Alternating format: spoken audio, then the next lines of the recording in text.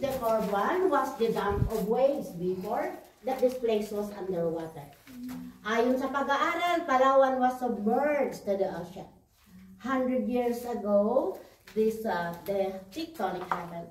The movement of the earth happened, so they pushed it. Ayan. To the studies, ma'am, sir, only the seawater can make the marble curve. Sila lang po ang may kakayahan. At sa laki niya, the dump of waves stay here for 100 years. Sabi po ng geologist. Okay? And look at the right side. Wala siyang waves. There's no waves like at the left part. Through the studies, ayon sa kanya, the right part of the cave was at the mountainous part somewhere. And during the moment only, they meet here. Oh, di ba? May forever. Okay? The dinosaur's head or the camel formation. Ayan.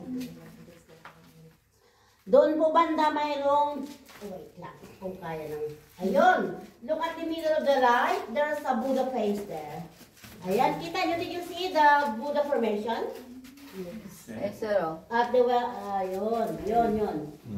Ayan, lahat po yan ay natural po yan. Wala kaming inuka dito. Okay? At the front. Oh, the faces. Did you see the faces? Nakita po nyo? Ayan. Kung ako magtingin is tatlo sila. And did you believe the number one is me? Yes.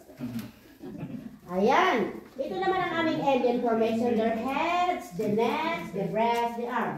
Ito ang kid, the mommy with kid and the dad there. Adam's apple na yun, no? Sa kawit-kawit. Broccoli formation. Ito naman yung aming look like, sino siya? Lion King or the Big Fish. Ayan. Tayo na po, baka may snake na. Oh, watch your step lagi, ah.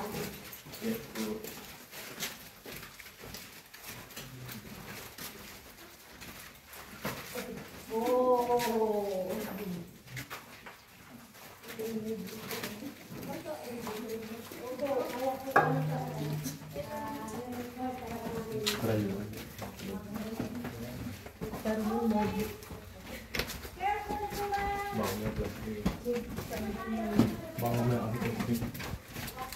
Bang